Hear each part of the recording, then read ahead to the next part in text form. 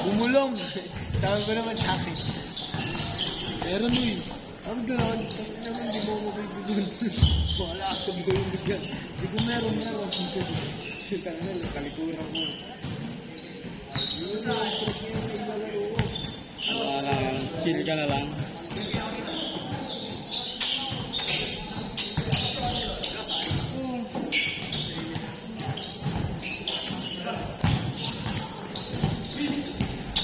Anong trabaho nung pangalawa niyong kapatid? Dicer. Dicer siya. Pero Taylor, nagtatrabaho din asawa no? Aso, ano? Problema ang dami na alam sa buhay eh. Hindi naman nararapat. Mabigat din yung tatlong anak. Tatlong bata? Hindi ako lalaki niya. Hindi masyadong mabilis ang mga Malaki na ba? Ilang taon na sila? Joke. Ilang taon na sila? Grade 8 po. Okay, great. Dapat. Hindi dapat. Ayun ang problema. Libre mo na lahat sa school, di ba? Hindi na problema. Yung mga business nila wala sa lugar. Yung panahon pandemic, na nalipat kami ron, yung asawa nag-dorm para malapit daw sa trabaho.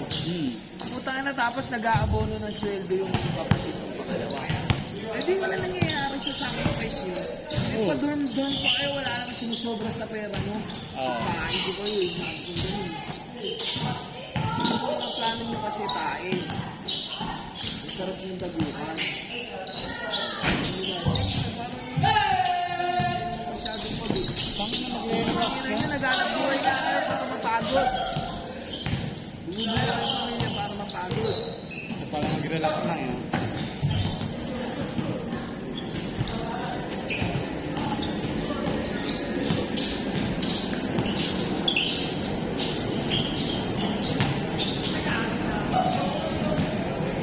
Yung ano mo pala madiskarte, yung ito mo.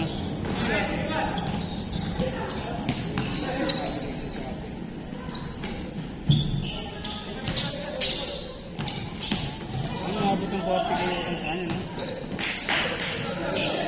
Eh kahit ikwento naman na niya ang sa amin eh. Hindi, wala ka na kasi din. Labas ka na kasi nakabukod ka. Wala ka nang ano.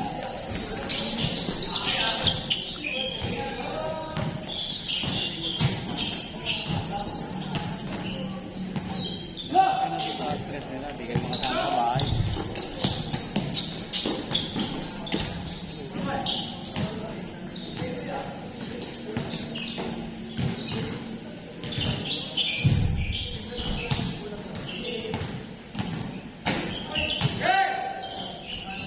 Nagkaano na siya? Nagkautang-utang na rin siya. Hindi ko dahil doon. Pero bago kami umalis, may mga pera yun. Natanggap. Oo, di ba pinalayas sila ron? Pinalayas kami. Ako pinili ko bahay, sila pera. Okay. Kasi nga, tama naman yung lahat nila yung pagawa yung bahay. Ano napagawa naman? Hindi ko lang alam kung anong klaseng handle ginawa nila. Isipin mo lang, ano yata? Kano ba nakuha niya?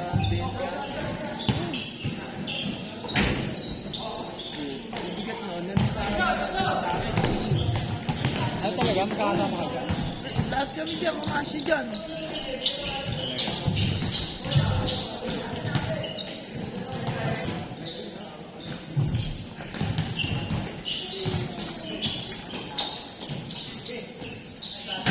Double job dapat talaga.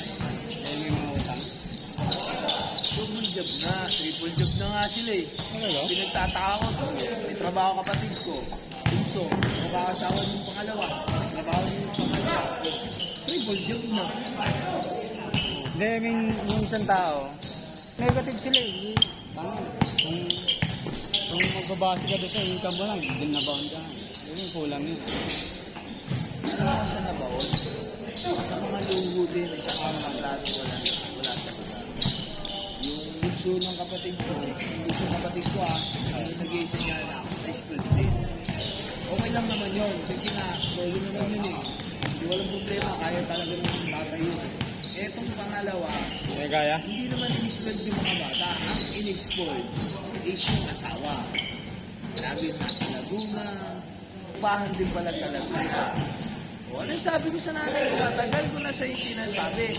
Palayasin mo na yung mag-iinang yan. Sige nga. Anak, eh, sabi nila, magplano na sila. First floor kay Bunso, second floor kay... Pangalawa. Oo, sa pangalawa. Ay, saka na lang sila bumalik. May pag-second floor na sila. Oo. Di ba? Oo. Pero hanggat wala pang ganun, huwag mo nang tiyagay yung patira dito. Ibiran pa naman na sa Laguna. Kasala ko, di ba? Sa dumating na kasala.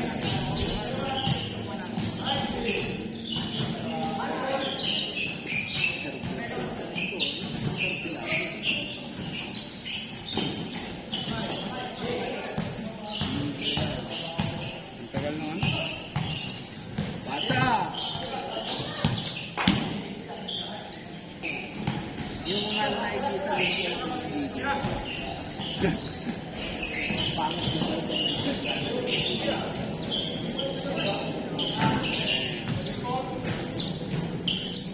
Naiwanan pala sila.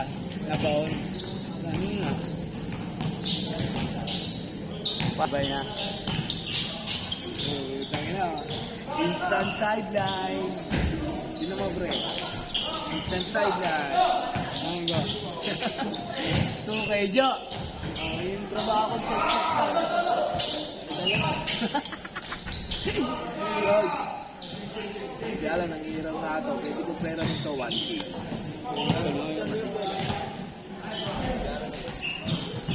Yung utol mo. Isig tayo? Pupunta kayo muna doon. Dadaan kayo sa ano. Payong.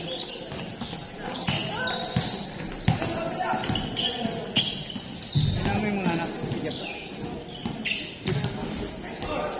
Yun yung kayo sa kanila. Kaya yung pangalawa ko hindi makarap sa akin. Hindi makarap sa akin. Bad Lagi luck, kami nagtatalo. Feeling magaling. Ito, wala ka naman napatunayan. May ano ako, ang mukha mo, okay na yun. Tsatsagay mo, 1K, ang laking bagay na yun na natulong ko yun.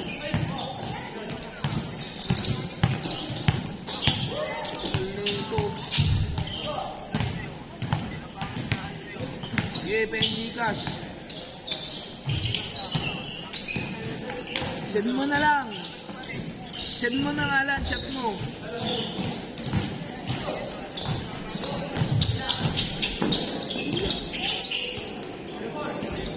Meron lang, may dumating lang kaya binigay ko na sa inyo. Ako, kaya ko naman sarili ko.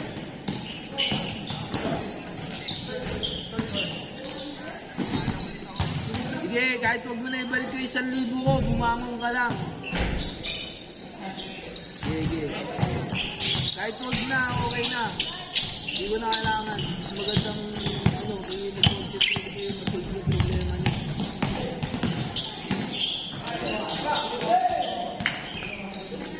Yung babayad naman, problema lang.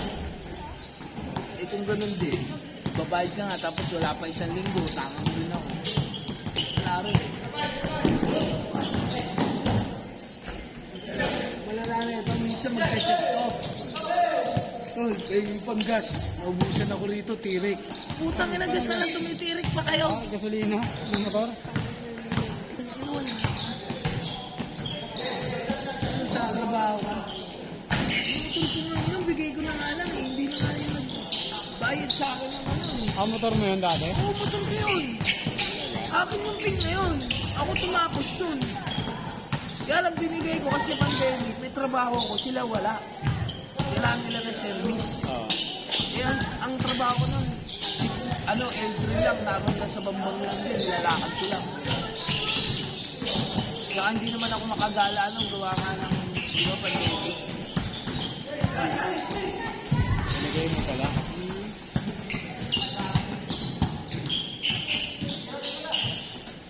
Sisip tayo, Jo.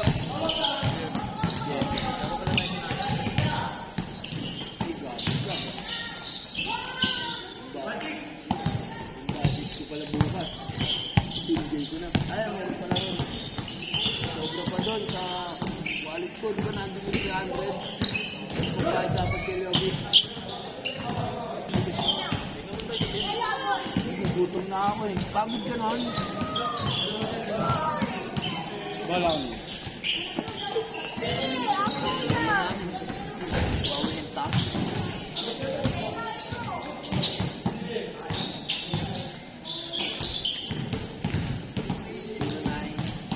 07 07 341 5397.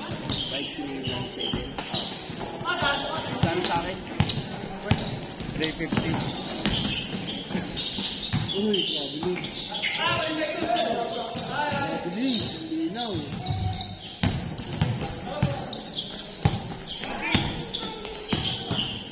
Tapos alanganin pa sila manghiram. Galing nga akong Cavite. Kaya inubos ko sa Cavite. Ang babae lang ako. Inubos ako na 4,000. Talaga? Oo. Hindi mo naman. Siyempre, kain. Doon ako natulog. Then, dapat siyempre, parang amakit ng ligo.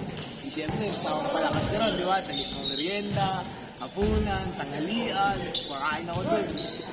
Tapos, binilihan ko pa siya ng base. Siyempre, tangan, 3 beses ko na yun. Ito ang kulit eh. Hindi, sulit namin. Kain ko eh, sa 4K. Mayot. Pero jowa ko naman. Mag-aakit.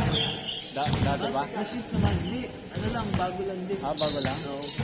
Masip naman. Kasi kaso niya ako doon. Saan kayo nagtuloy? Sa bahay nila? Sa bahay nila kasi. Naalala ko sa nanay. Tomboy siya? Ha? Tomboy? Oo.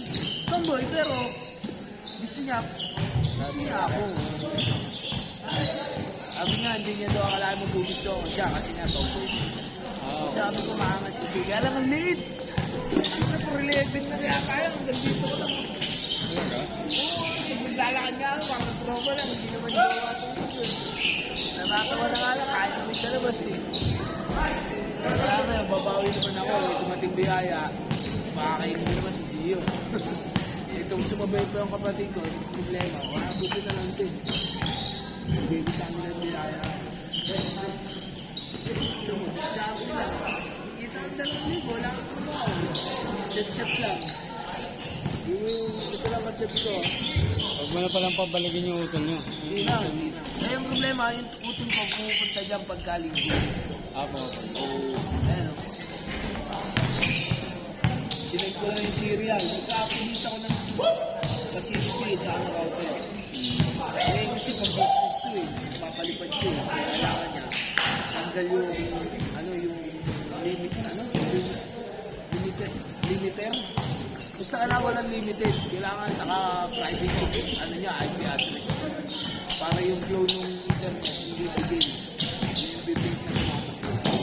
Nag-1 GB raw eh. Talaga? Oo, 1 GB. Ito mo, sales stock lang ako, 2,000, di ba? Yan, minsanan lang yan. Baga yan eh, once in a lifetime lang. Yung mga ganyung discarte ko. Ang pinakamaganda akong discarte talaga dahil yung nadadagdagan yung client nila, ako nagkakalit. Ang pakabit naman nila sa 1,000 sa client. Kala ko ano ka na? Trabaho ka na sa PLDT. Wala ako. Pinag-iisip ko rin, mahirap sumugal ng ano eh. Walang plano pa. Planado. Mahirap yung tatakbo na ako doon. Kasi wala ko yung jeep. Paano pag kinay? Pag kinailangan ko yung ano. Wala, kailangan bago ako umalis. Sure ko na maayos yung piso namin. Yung bahay ko, kahit paano, di ba, talagang taon ako pinakang bayad? Bayad na, oo. Tapos na yung problema ko ron, nasolusyonan. Doon ko, natapos ko yun. Kaya lang, dumating sa problema, nakabangga. Ano na nangyari pala doon? Ayun, sa ngayon wala pa naman update, pero sa katapusan, parang gusto bayaran ko yung 2,000 pa. Anong problema, pero sabi ko, pag binayaran ko ito, dapat tapos na. Para saan? Yung gabot lang sa kanche. Yung tutusin mali nila. Ano ba? Paano mo ba nabangga? Sa gilid, nakabike. Estudyante? Hindi. Nagbabike nga. Hindi ko naman totally nabangga. Kumbaga, syempre, nasagi na lang yun. O hindi ko alam nangyari. Kasi Gabi yun, blind gabi? spot. Gabi. Hindi, araw. Hindi ko alam saan siya galing. Kaya ko rin ako nakarapan ko. Bigla na lang, uy! Sabi ko, uy! Basta nakita ko, okay na sana. Ang problema na ang pagbalag sa laglag siya. Eh, kumalsa yung paa. Kumalsa yung bike. Aray ko, doon na pila. Aray, sabi ko, pila na naman. Okay lang sana mapilay sa magkakabangga eh. Hoy, diretso! Diretso ba?